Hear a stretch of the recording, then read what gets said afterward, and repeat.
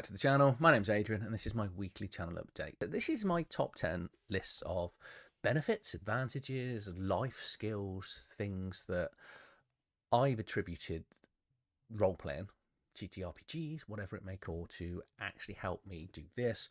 You know, in my professional life, I'm a financial advisor, so I go into people's houses. Well, we don't really do that anymore since lockdown. We all pretty much work from home.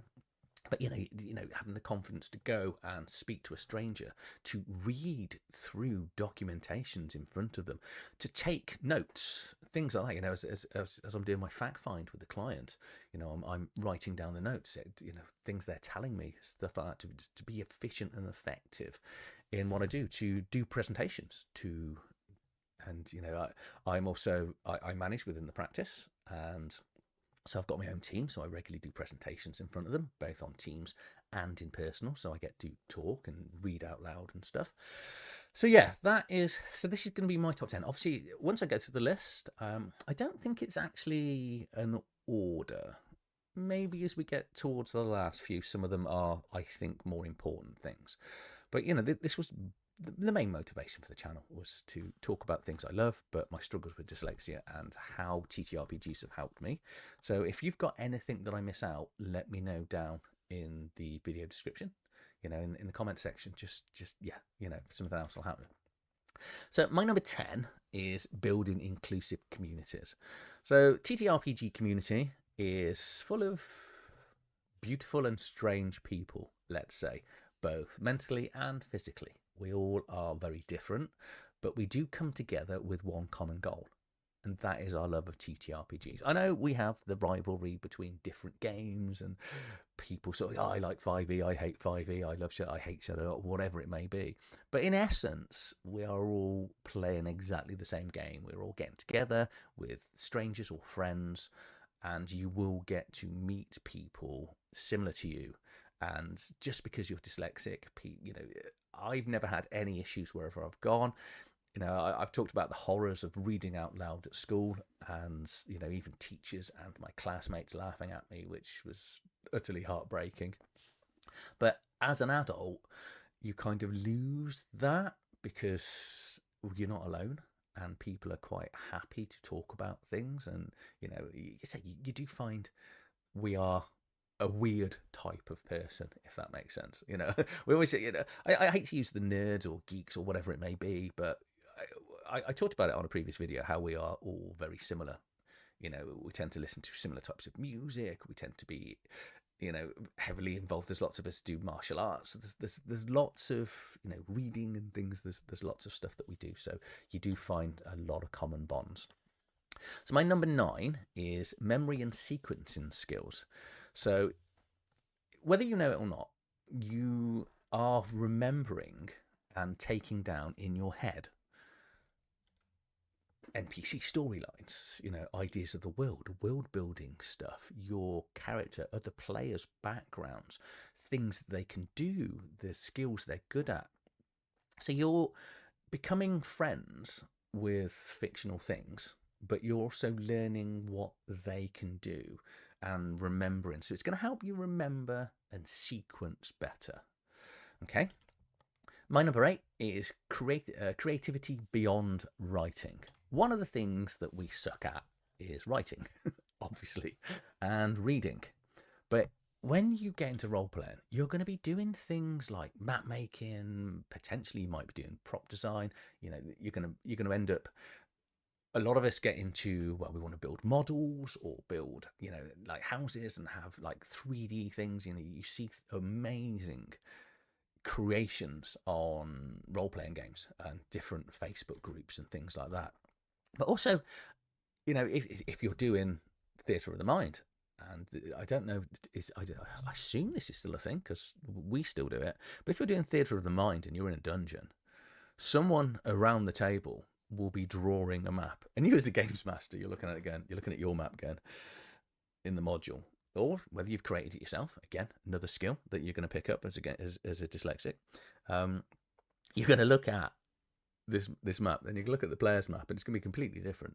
But as long as it's in essence the same thing. But yeah, there's so many other skills that you pick up that you're not aware that you're picking up. So this isn't exclusively for dyslexics, but these are the things that sort of spring to my mind anyway. Number 7, world building and visual thinking. So we are, by essence, very good visual thinkers. So they tell us, because our brains are in essence slightly broken when it comes to reading and understanding words and things like that. But a lot of the stuff and a lot of the research talks about that we are very creative. So there's the variety of musicians, movie actors, things like that. But again, this is going to help you when it comes to creating maps, imagining settings. I don't know, however, I've talked to many of my friends about this. When you imagine things, some people see it in color, some people see it in black and white, but I'm very good at, if someone's describing a world, I can build it out in 3D, if that makes sense, and it becomes very visual. And I remember reading a few years ago about their variety of architects, like Richard Rogers and Norman Foster, 2 of the most famous ones. They're dyslexic. There was, and I couldn't find him now, but I remember reading a story about there was a dyslexic architect, and he preferred hiring dyslexics because he believes, because it's always benefited him, it helps him and them build more interesting and realize better buildings. So yeah, it's got to be true because it was on the internet and I read it.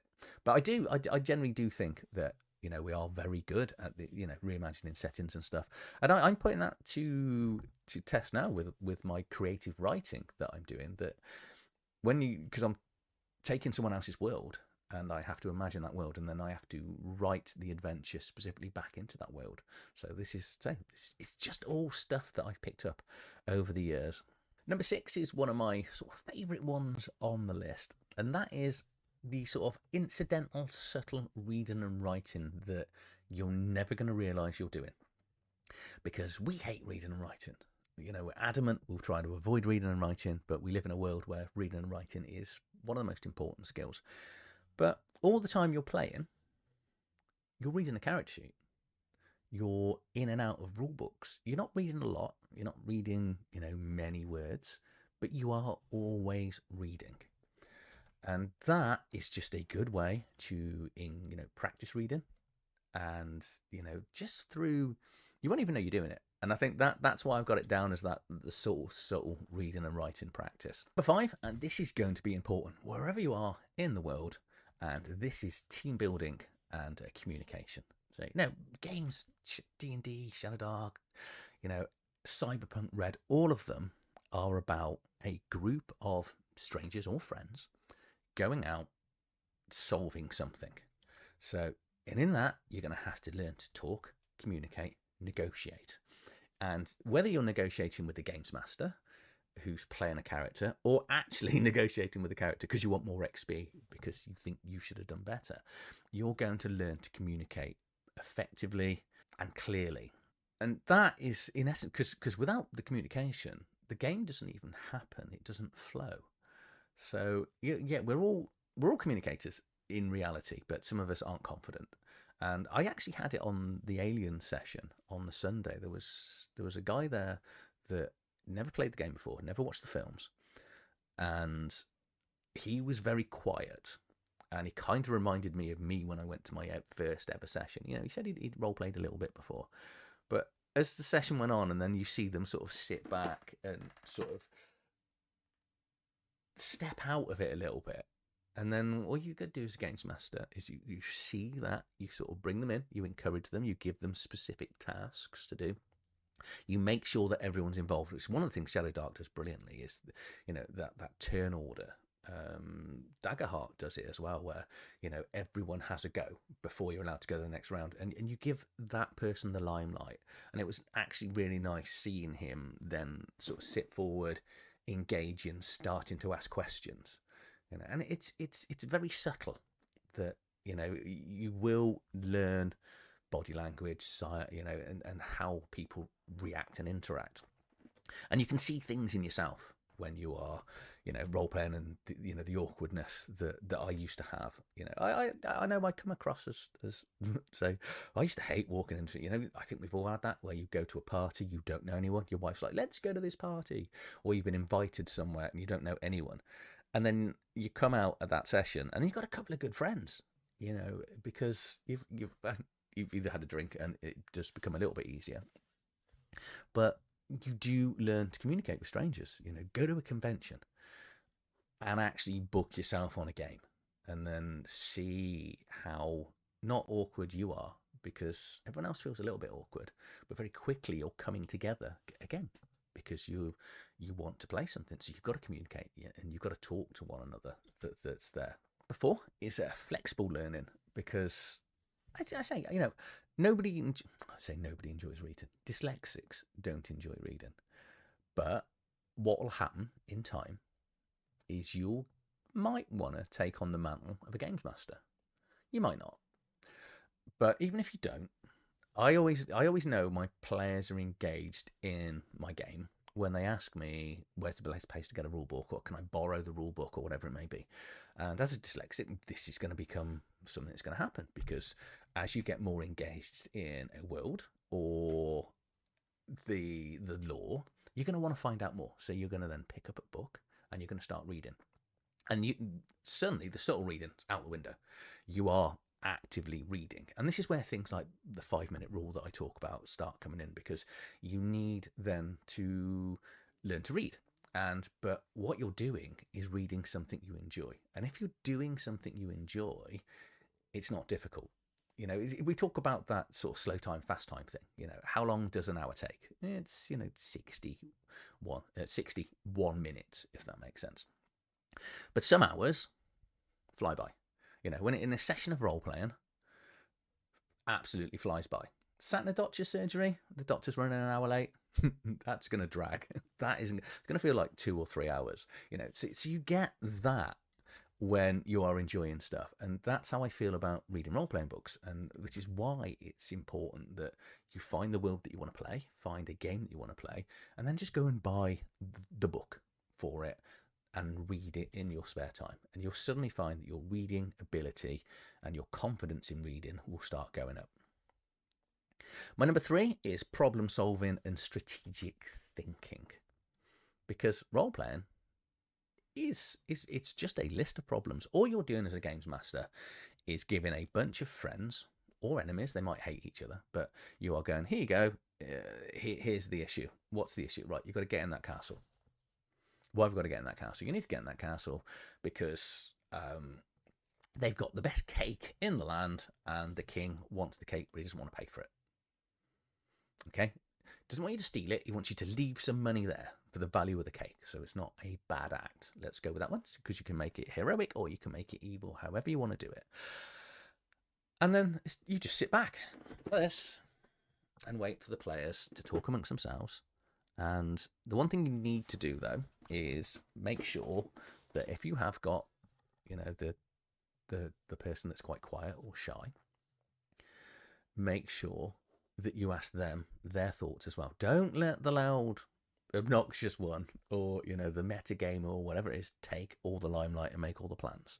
This is like a hints and tips. It's not meant in a hints and tips way for games masters, but eventually, you want to just make sure everyone's included, and you will see people think, because again, with our dyslexic brains, you're going to start thinking and visualizing the way the castle works, guards, things like that. You're actually going to see it in 3D, so you can actually start coming up with plans, and you will eventually, even with a group of strangers at a convention, you're going to have the confidence to speak out.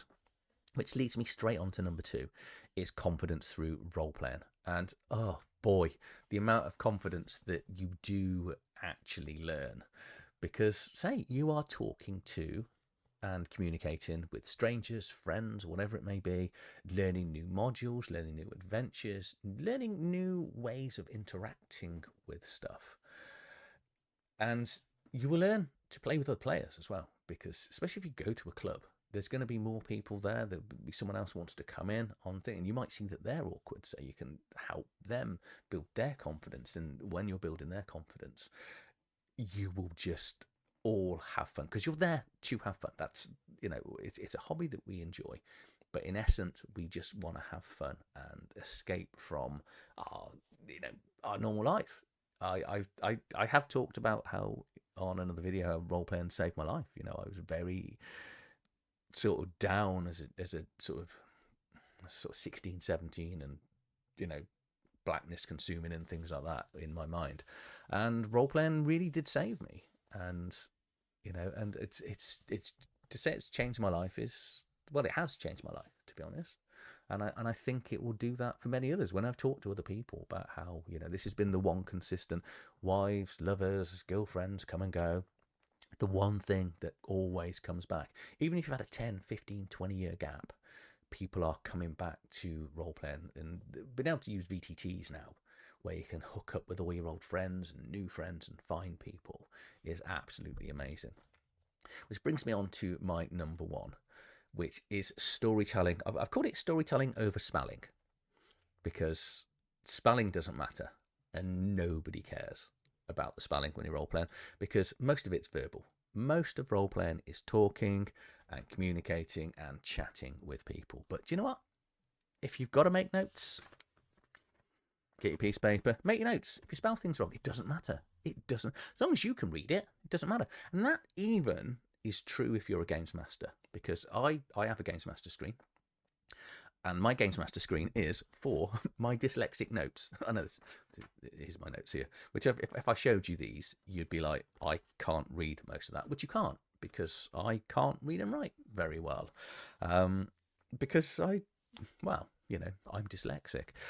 And what it means is, because you're communicating through verbal nearly all the time, there's going to be elements of body language, and there might be little bits of, reading through notes and stuff.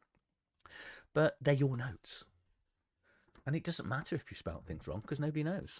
And if you're doing a pre-bought adventure, which I would recommend that as a new games master, as a dyslexic game master, a pre-bought adventure is a good place to start. And you pronounce someone's name wrong, or the name of a city wrong, the players don't know. They haven't got a clue that it's not Daggerfall and you called it Daggerfall. It doesn't matter. That's what it will be from then on, because that's what they've heard. That's what you've said. It's your world. I whenever I read a book, and one of my favorite authors was David Gemmell, and a lot of the characters and places, you'd have quite a long name, and I just give that character a 3-letter name, because it's faster to read, and you can do that. It's your world. We don't need to worry about written down stuff and handout notes and things. Because even if you want to give a player a handout note and you're doing it around the table, read out the note. Don't hand them a note. If they want to write it down, they can write it down, because then you haven't got that pressure. Or write it down beforehand, spell check it, and print it off to take it as a visual thing. When I found out I was dyslexic, I actually sat down with a tutor at the age of 20, all the way through university, heading to the last year, and you find out you're dyslexic, and then you get a tutor to learn how to read and write.